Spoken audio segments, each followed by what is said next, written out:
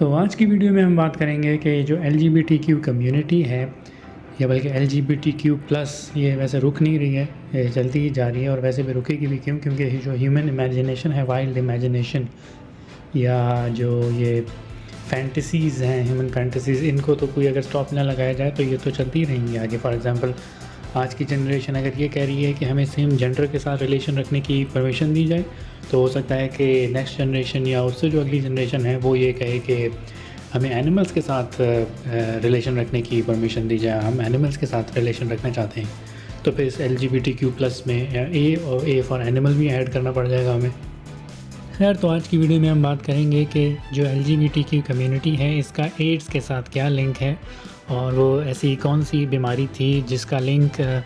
इस कम्युनिटी के साथ बन रहा था और बाद में इस कम्युनिटी ने अपना इन्फ्लुएंस यूज़ करते हुए उस डिज़ीज़ का नाम चेंज करवा के HIV एड्स करवा दिया। 1970s के एंड तक वेस्ट के अंदर होमोसेक्सुअलिटी बहुत ज़्यादा फैल चुकी थी और उससे थोड़े अरसे बाद एक ऐसी नई बीमारी आई वहाँ पे जिसका किसी को कुछ नहीं पता था। एक के बाद एक बंदे को वो बीमारी हो रही थी और वो मर रहा था, जबकि डॉक्टर्स के पास इसका कोई इलाज नहीं था। फिर कुछ अरसे के बाद जब डॉक्टर्स ने स्टैटिस्टिक्स देखे तो उनको पता चला कि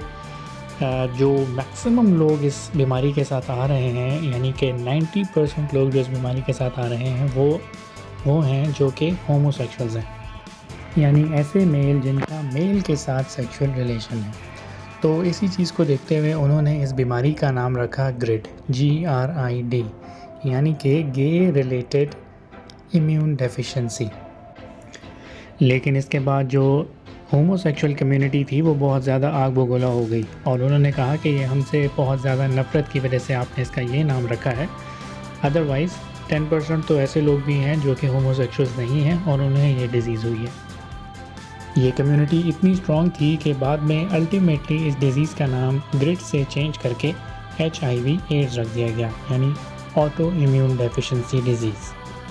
बाद में जब और रिसर्च की गई तो रिसर्चर्स को ये पता चला कि जो इनिशियल डेज़ में 10% ऐसे लोग थे जो कि होमोसेक्सुअल भी नहीं थे